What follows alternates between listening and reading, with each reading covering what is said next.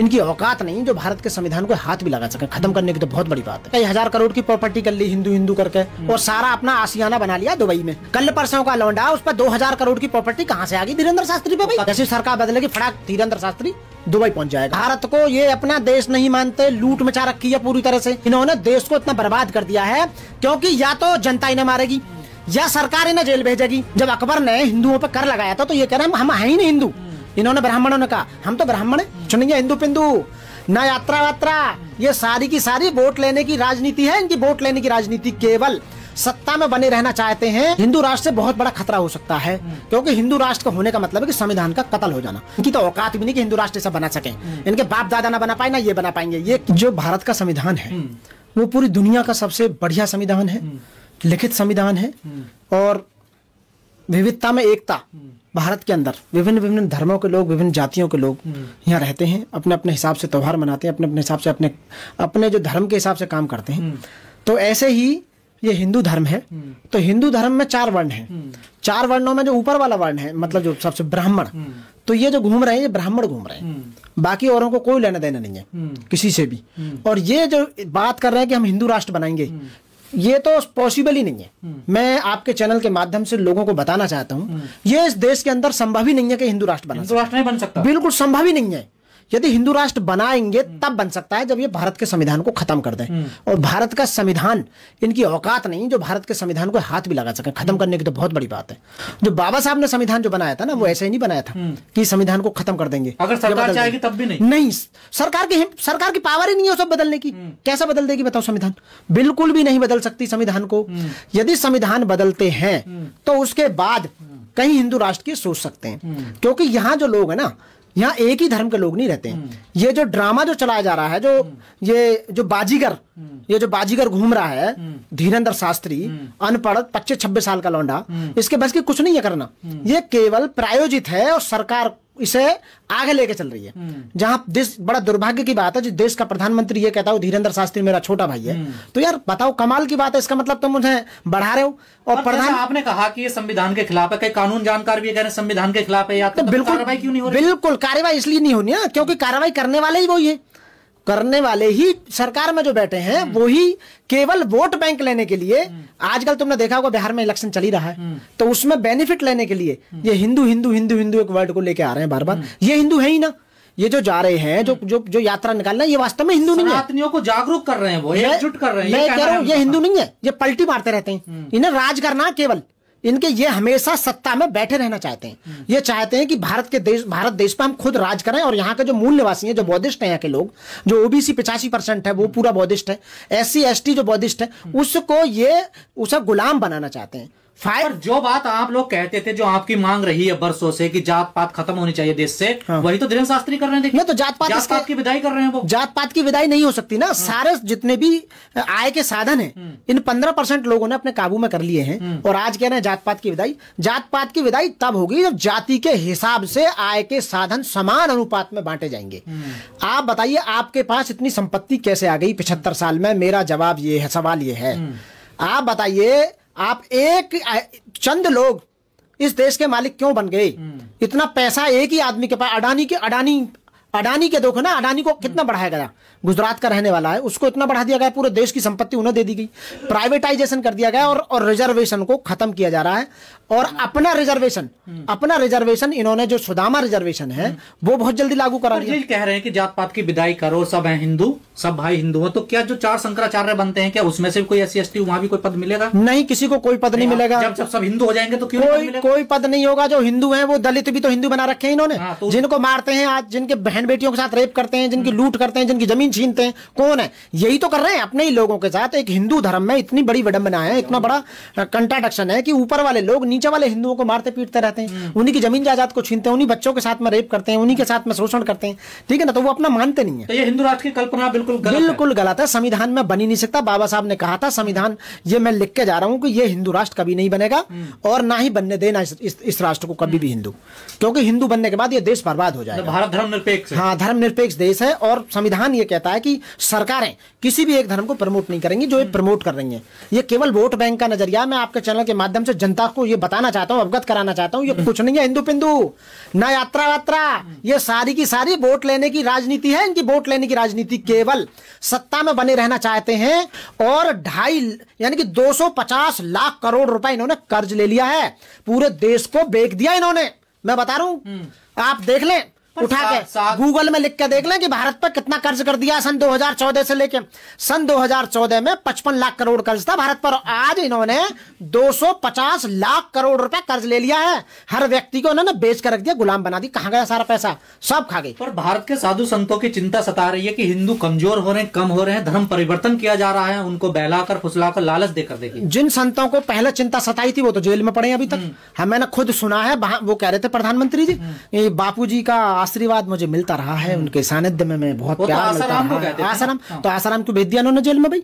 राम रहीम क्यों भेज दिया जेल में? रामपाल क्यों भेज दिया जेल में? बताओ, ये जेल में क्यों जा रहे हैं? अब इसकी बारी है जेल में जाने की। अब इस जैसे ही सरकार बदलेगी, जैसे ही सरकार बदली, अगली बार सरकार बदल ली है ना, पता कि हम नहीं आ रहे बिल्कुल भी, क्योंकि ये 400 पार की बात कर रहे हैं, आपका 240 पे पटक दिए अगली बार। अब सरकार बीच में भी गिर सकती है, जैसे बिहार का इलेक्शन ये हारे और नीतीश जो ये विड्रॉ करता है, ये सरकार इनकी गिरी, ये सब जेल में होंगे डेफिनेटली। जैसे ही दूसरी सरकार आएगी सेंटर में, ये भाग जाएंगे, इतने घोटाले करेंगे। ठान लिया है, कसम खा ली है कि भारत को हिंदू राष्ट्र बनाना है, हिंदुओं को सबको एकजुट करना है। धीरेन्द्र शास्त्री ने तो कई हजार करोड़ की प्रॉपर्टी कर ली हिंदू हिंदू करके, और सारा अपना आशियाना बना लिया दुबई में।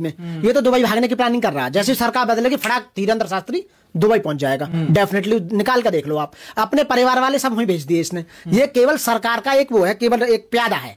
कुछ लोग इसका विरोध भी कर रहे हैं। विरोध जो कर रहे हैं ना, हम जैसे लोग, वो पढ़े लिखे लोग हैं, संविधान को पढ़ा लिखा लोग जो जानता है, तो ये बीजेपी वाले कुछ भी कर सकते हैं। अरे विरोध, देश हमारा, हम देश के मालिक है यार, अपने देश से प्यार नहीं है ना। तो शास्त्री कह रहे हैं बोलने की आजादी है। धीरेन्द्र शास्त्री हुए या सत्ता में बैठे हुए लोग, इनका देश है ही नहीं है, ये अपना देश मानते ही नहीं है इस देश को।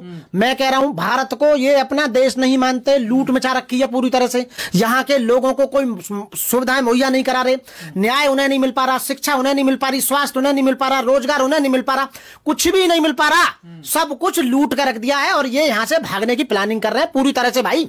सरकार बदलते ही सारे के सारे इनके जब जितने घोटाले करे सब निकलेंगे, ये जेल में जाएंगे। उससे पहले इन्होंने सारा पैसा स्विस बैंक में जमा कर दिया है, स्विट्जरलैंड में, और अपने इन्होंने रहने के ठिकाने दूसरे देशों में बना लिए। आप लोग कह रहे हैं ये साधु भी और जो साधुओं को प्रमोट कर रहे हैं ये भी, ये सब भागने जा रहे हैं। लूट इतनी मचा चुके हैं, डेफिनेटली भागने वाले हैं। किसी को नहीं पता, हमें पता है।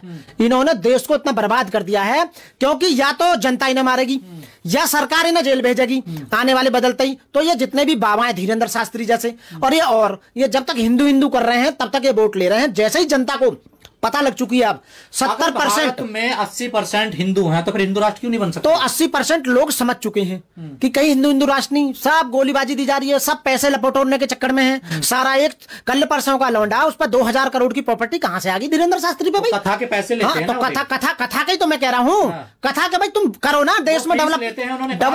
हाँ, वैसा तो कहेंगे कि मोह माया छोड़ दो, और तुम पैसे लेके मोह माया से इतना मोह, पैसे लेकर कथा पागल बना रहे हो। मतलब है कि जनता को मूर्ख समझ रखा है, कि जनता को प्रधानमंत्री ने मूर्ख समझ रखा, गृह मंत्री का लड़का अच्छी सी हिंदी नहीं बोल सकता, ना इंग्लिश बोल सकता, और ना क्रिकेट आती है उसपे, उसको वो बना रखा है बीसीसीआई का सेक्रेटरी चेयरमैन। बताओ यार, उसके अंदर ऐसी क्या क्वालिटी है? और हम LLM PhD जैसे लोग, हम जो यहाँ वकालत में लगे हुए हैं, जो हमें सत्ता में बैठाना चाहिए, हम जैसे लोग को मैं कह रहा हूँ, मेरे को 1 महीना का प्रधानमंत्री बना दो, इन्हें समय अंदर करके ना पूरे देश को डेवलप कर दूं। बनाएगी ना, देखिए। मैं जनता ही सही तो कह रहा हूं, मैं जनता से रिक्वेस्ट करूं, हम मेरे को या मेरे जैसे लोगों को या अंबेडकरवादी लोगों को या बौद्धिस्ट लोगों को प्रधानमंत्री बना दो 1 महीने के लिए। ये सारे लॉकअप में होंगे और देश को इतनी अच्छी तरीके से चलाएगा अंबेडकरवादी कि आप ये कहोगे संविधान का 100% पालन होगा। 20 लाख पद जो बीजेपी ने साजिश से खाली पड़ रखे हैं, जो उन्हें भर नहीं रही, सबसे पहले 20 लाख का बैकलॉग जो OBC ST माइनॉरिटी सबका भरा जाएगा सबसे पहले।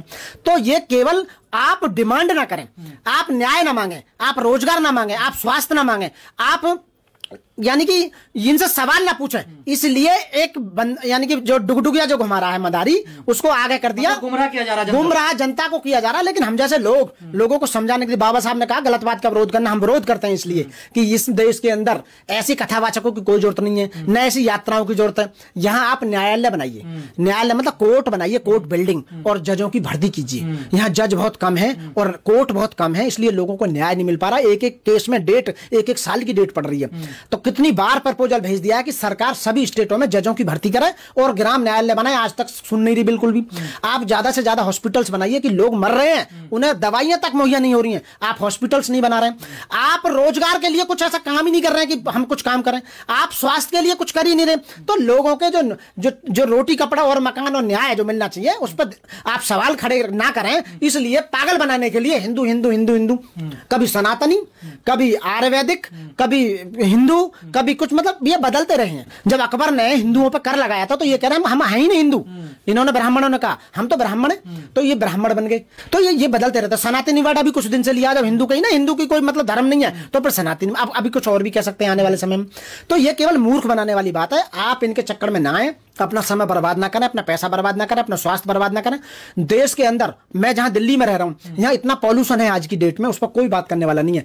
एक आदमी कम से कम 100 सिगरेट के बराबर स्मोक कर रहा है, पॉल्यूशन। बच्चे परेशान हो रहे हैं, उनके फेफड़े सुकड़ गए हैं, लोगों को कैंसर हो रहे हैं। यहाँ का पानी इतना खराब है, पॉल्यूटेड, वो पानी सही पानी नहीं मिल पा रहा, लोगों को न्याय मिल पा रहा, खाना यहाँ मिल ही नहीं रहा लोगों को, क्योंकि लोग 10-10 हजार रुपए में एमटेक बीटेक घूम रहे हैं। तुमने देश की स्थिति को इतना नीचे ला दिया है, इतना नीचे ला दिया, क्योंकि अनपढ़ लोगों को पहले राष्ट्र बचेगा तभी तो कुछ होगा ना। अरे राष्ट्र बचाना जरूरी है। राष्ट्र तो पहले भी था, राष्ट्र तो पहले भी था। जो देश के स्वतंत्रता सेनानी थे, उन्होंने देश को आपके हाथों में सौंपा, इसलिए थोड़ी सौंपा कि इसे बेच दोगे, दूसरों को देश को बर्बाद कर दोगे पूरी तरह से। तो जिस देश पे 250 लाख करोड़ तुमने कर्ज कर दिया हो, तो तुम्हें देश से प्यार क्या? प्यार है ही नहीं ना। और खामोखा धर्म और जाति में लोगों को लड़ा के बार बार आप यहां आना चाहते हैं। ऊपर से चुनाव आयोग चोर, चुनाव आयोग चोर है, और चोरी में इनकी शामिल है। प्रधानमंत्री जो सरकार बैठी हुई ये वोट चोर है। तो ये वोट चोरी में जो चुनाव आयोग लगा हुआ है बार बार, अब तुम बिहार का देख लो, बिहार में ये बिल्कुल भी नहीं आ रहे। यदि आते हैं तो समझो कि ये चुनाव आयोग इनसे चोरी करवा के वोट। लास्ट सवाल मेरा आपसे ये है, हिंदू राष्ट्र से क्या खतरा हो सकता है देश को? हिंदू राष्ट्र से बहुत बड़ा खतरा हो सकता है, क्योंकि हिंदू राष्ट्र का होने का मतलब है कि संविधान का कत्ल हो जाना। कि संविधान में कहीं नहीं लिखा हुआ कि इस देश को हिंदू राष्ट्र बनाएंगे। ये बकवास करते हैं, इनकी तो औकात भी नहीं कि हिंदू राष्ट्र ऐसा बना सके। इनके बाप दादा ना बना पाए, ना ये बना पाएंगे। ये केवल वर्ग लाकर लोगों को ये लॉलीपॉप देकर वोट लेने का झांसा और कुछ भी नहीं साथियों।